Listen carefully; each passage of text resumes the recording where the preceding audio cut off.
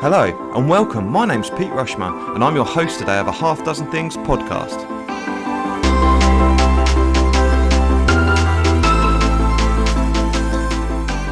A Half Dozen Things is a podcast for business owners and professionals just like you. Whether you're an underdog hungry for success or you're already smashing it but want to continue to level up, we are here each week for you to get insight and learning from the very best in the business. No fluff, no BS, and no self-proclaimed gurus talking about how easy business or life is. Just real, raw, and frank conversations.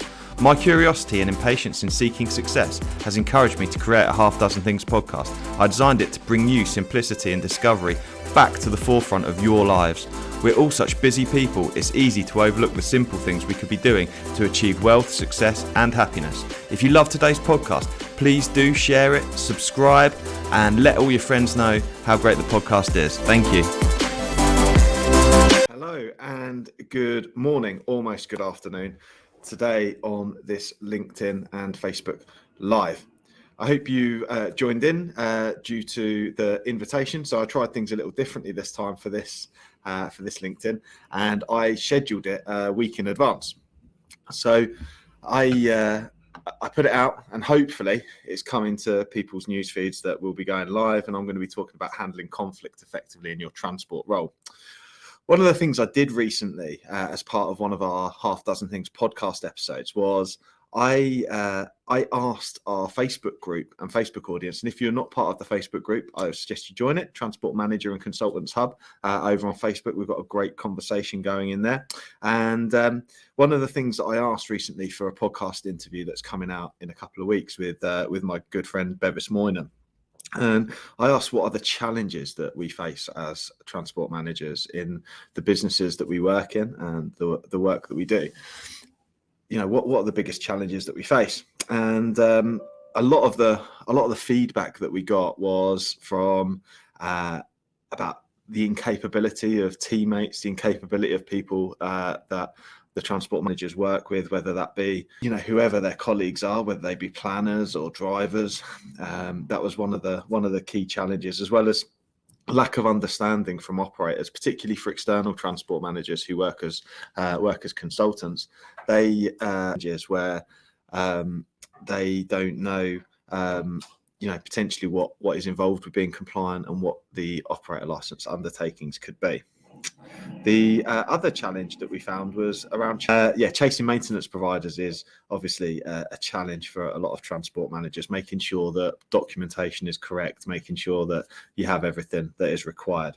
And then also around drivers being a liability, and also communication issues as well, which is interesting because when we speak about conflict, a lot of that does come down to communication issues. So one of the things around this session, talking about managing conflict effectively, is that I don't want people to fear conflict. We mustn't fear it, because actually in a compliance role, as with any role, we need to be able to recognize it and to be able to manage effectively, because it's always going to be there. And hopefully this session will help to make people realize actually how common conflict is in their role as a transport manager. So the first thing is, don't fear it, don't avoid it. You can't escape conflict, it's there, but particularly you don't necessarily need to go looking for it, but being able to recognize what conflict is.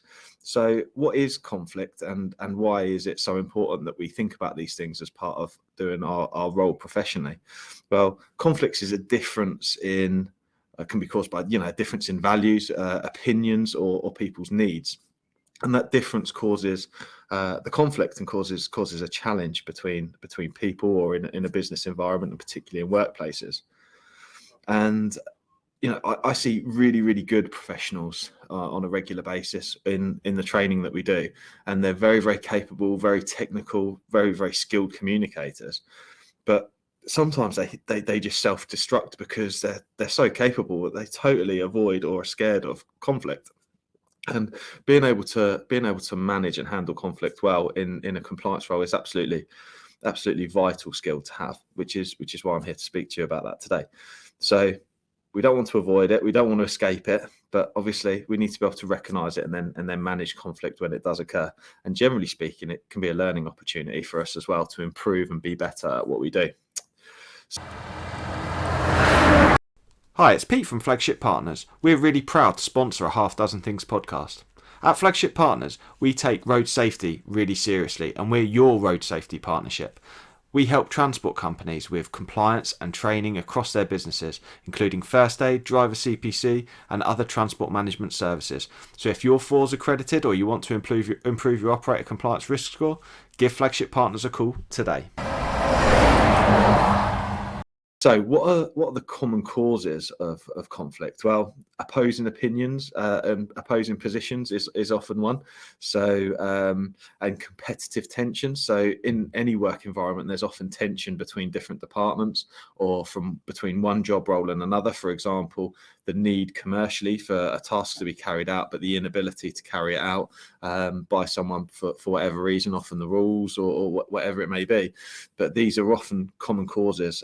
Power struggles and ego can also be a cause of conflict, as well as pride and jealousy. But ultimately, most conflict comes down to two key reasons. One is poor communication. So there's poor communication either from a business point of view in policies, procedures, training, skills, or even on an individual level. There's challenges around the communication and about the need or the desire or the ability for us to be able to carry a task out.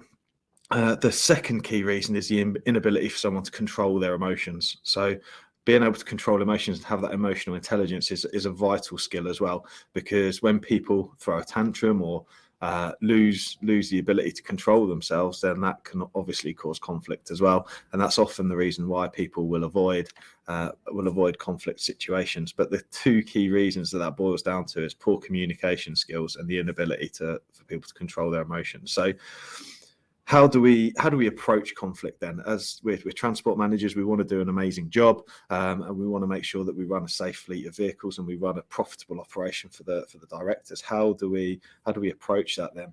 Well, there's the 5 C's first of all. So that's carefully listen. So that's really understand and see that there's conflict arise and understand where that's come from, where the other person's coming from, and what their situation is.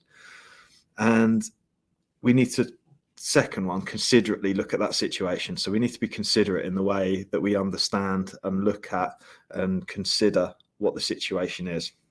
And then we need to be able to calmly discuss and have a conversation in a calm manner around what the situation is and what's causing the conflict and why. And then that gives us an opportunity to be able to conscientiously look at the facts, which is the 4th C. So be conscientious in the way that we look at those facts as well. And then the 5th one is to be able to cooperate. So we need to be able to cooperate with the people that we're working with. It's a vital role in the compliance of any transport operation as a transport manager. So being able to cooperate effectively with our colleagues, whether they be directors, business owners, drivers, planners, customers, we need to be able to cooperate. So those 5 C's will come in very useful. So carefully listen, be considerate in the way that you look at the situation, calmly discuss, conscientiously look at the facts, and the 5th one is being cooperative. So we've got the conflict and we know how to approach it now. How do we actually handle it? What are the skills that we need to handle it? So these skills are a vital part of being able to be fantastic at the role that we carry out. So the first, and I've got 6 key areas here around how to effectively handle conflict. The first one is to define what acceptable behaviour looks like, define what is acceptable. So this is the point where it's really, really vital that we've fully assessed our work situation and have the right policies and procedures in place, so that when behaviour or expectations don't meet the expectation, then we've got a clearly defined set of guidance of what is correct and what isn't correct, and wherever possible that should be reduced. And then one of the things that's great to do is when we do have conflict, if we review why that conflict's happened and what learning opportunity there is from it, then we are able to better and more clearly define that behavior or activity in the future. So we can start to be proactive in the way that we manage conflict in our business to reduce it proactively. So really important that we recognize it, really important that we manage it. The first thing is to define what's acceptable. What does great look like? Okay, and that's actually led me to decide the next live that I'm going to do is around goal setting, because actually goals and having goals and objectives are a really good way of making sure that we've set the right vision to ensure that we're reducing conflict as much as possible, because we're all heading in the same direction. Okay, so the second step, once we've defined acceptable behaviour, is to ensure that we hit conflict head on. So this goes back to me saying we can't escape conflict. And I've seen some really, really capable people that have ended up in real trouble because they're not able to deal with it and not being able to ensure compliance in their role. So, it's very important that we don't run away from it. So hit conflict head on. Really, really good thing, really positive. Be proactive, understand what the conflict is, and just seek to understand. Use those 5 C's in your approach. Like I said, carefully listen, considerately look at the situation, calmly discuss the conflict, conscientiously look at the facts, and cooperate. But hit it head on, understand what it is, and be very objective around it, and understand what the shortfall is, because there'll be a shortfall on both parts, because that conflict has been caused either by poor communication or inability to control emotions. Brill.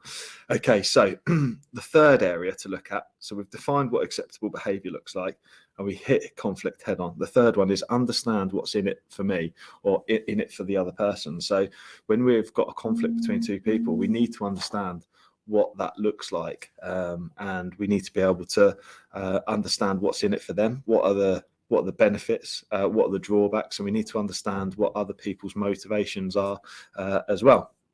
And the fourth area is around importance. So how important is this conflict?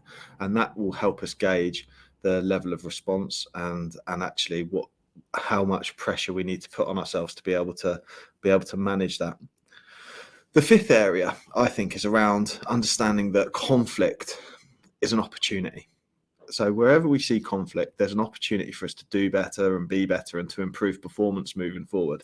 So it's a great chance to be able to manage that and to be able to do that strategically. So let's review the conflict and understand what that opportunity is. And if we reframe conflict and go, actually, I really want to understand this and get under the bonnet of it and take those approach of the 5 C's that I suggested, it gives us a great opportunity to improve and to be able to be better at what we're doing.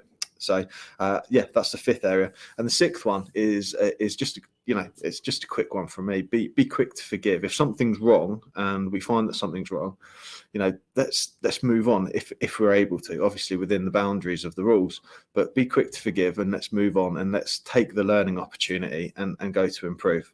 So those are my 6 key areas around how to effectively handle conflict, and I'll go into them in more detail in a future podcast, particularly in the interview that's coming up with Bevis. We talk about conflict in much greater depth, but hopefully in this lunchtime live you've had a chance to have a coffee and have a listen in and get some value. But yeah, the 5 key approaches and then six effective ways to handle, defining what acceptable behavior is, get those policies, procedures, get those standards right, get the culture right, get the understanding right of what's needed and what isn't. Ultimately, we had in the feedback I got that I mentioned earlier on the Facebook group was around people chasing maintenance providers, or it might be that operators wanted to use that vehicle because there's a conflict of interest between getting that vehicle maintained and the commercial operation. Well, if we've got clearly defined what's acceptable, then that should be easy. If we're all agreed on what is acceptable and what the expectation is, if that vehicle is due for service on that day and it goes for service on that day, and then the service sheet arrives once it's been finished, because that's the expectation and the agreement that's been made in advance, the job's much easier. Right? So let's understand what those conflicts are and let's create the behaviours, create the expectation, create the policies, the procedures that we need, and the safe systems of work to ensure that we've got the boundaries of what's expected. Make sure we look for conflict, understand it, hit conflict head on, which is the second one. Understand what's in it for the other party. So understand what their position is, because that helps you negotiate better, helps you explain your situation a lot better. Understand what the importance is. Understand that conflict is an opportunity. It's an opportunity to improve, drive performance, drive culture, improve safety. conflict is a really, really positive thing when it's utilized and managed in the right way. And the sixth one is to forgive. So hopefully I've recapped all of those, and hopefully that's of interest. Please do leave comments. I really hope you've enjoyed it, and catch you all soon. Take care.